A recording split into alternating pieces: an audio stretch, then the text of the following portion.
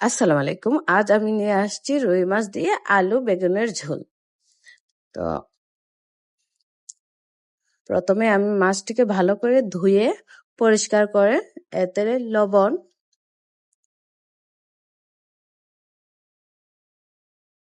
হলুদ,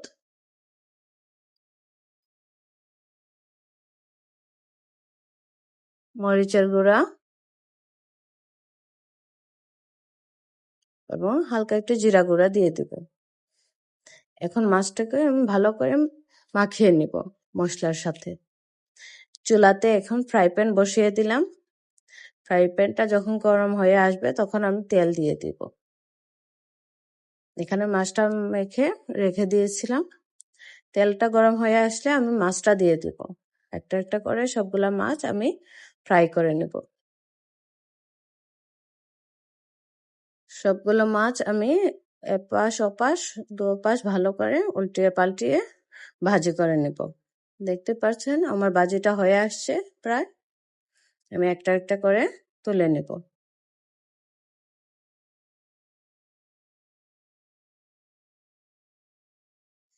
এই দেখছেন আমার মাছ ভাজি কমপ্লিট। এখন আমি একটা কড়াই বসিয়ে দিলাম। কড়াইটা গরম হয়ে আসলে তেল দিয়ে দিলাম, পেঁয়াজ কুচি দিয়ে দিলাম,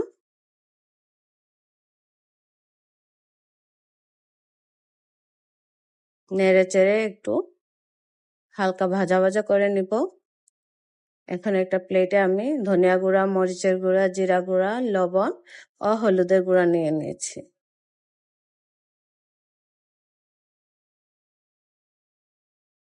পেঁয়াজটা যখন একটু ভাজা ভাজা হয়ে আসবে তখন এতে আমি পেঁয়াজ বাটা, রসুন বাটা ও হালকা একটু আদা বাটা দিয়ে দিব।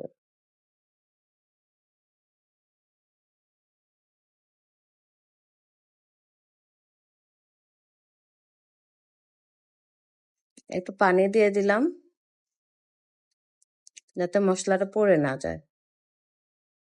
এই পর্যায়ে আমি আমার তুলে রাখা মশলাগুলা দিয়ে দিব।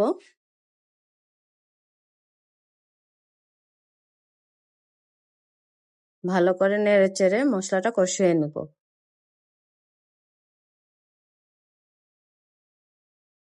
যখন মশলা থেকে তেলটা ছেড়ে দেবে তখন বুঝে নেবেন মশলাটা কষানো হয়ে গেছে।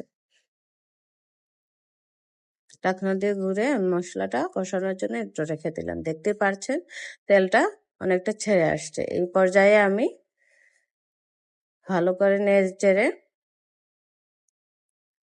আর একটু জাল করার জন্য দিয়ে দিলাম। মশলাটা যখন শুকিয়ে আসছে দেখতে পাচ্ছেন মশলাটা শুকিয়ে আসছে। এ পর্যায়ে ধুয়ে রাখা আলুগুলো দিয়ে দিব। আমি আলুগুলোকে পরিষ্কার করে ধুয়ে রেখেছিলাম। এ পর্যায়ে আমি অল্প একটু পানি দিয়ে দিলাম যাতে আলুটা সিদ্ধ হয়ে আসে।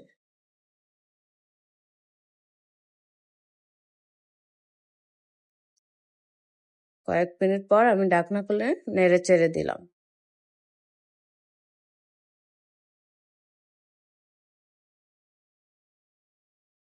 এই পর্যায়ে বেগুনগুলো কেটে ধুয়ে পরিষ্কার করে রেখেছিলাম ওইগুলা দিয়ে দিলাম।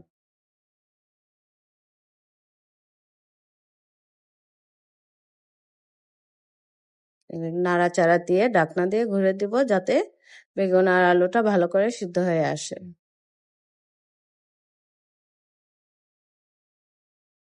সবজিগুলো কষানোর জন্য আবার ঢাকনা দিয়ে ঘুরে অল্প কিছুক্ষণ রান্না করতে হবে। এই পর্যায়ে আমি কাঁচামরিচ ফালি করে দিয়ে দিলাম। আমার সবজিগুলো প্রায় সিদ্ধ হয়ে আসছে। এখন আমি ঝোলটা দিয়ে দিলাম।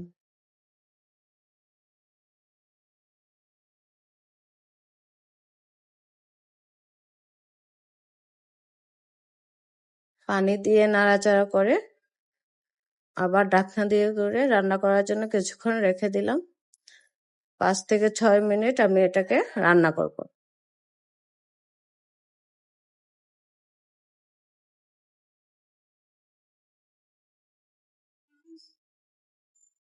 ঢাকনা খুলে আরেকবার নাড়াচাড়া করে দিলাম। এই পর্যায়ে আমি ভেজে রাখা মাছগুলো দিয়ে দিচ্ছি একটা একটা করে।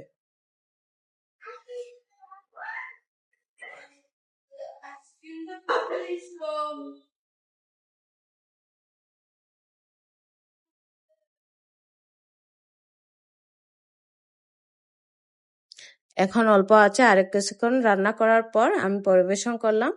দেখতেই পারছেন আমার রান্নাটা কমপ্লিট। খেতেও অনেক স্বাদ হয়েছে। আমার রান্নাটা ভালো লাগলে আমার চ্যানেলটিকে সাবস্ক্রাইব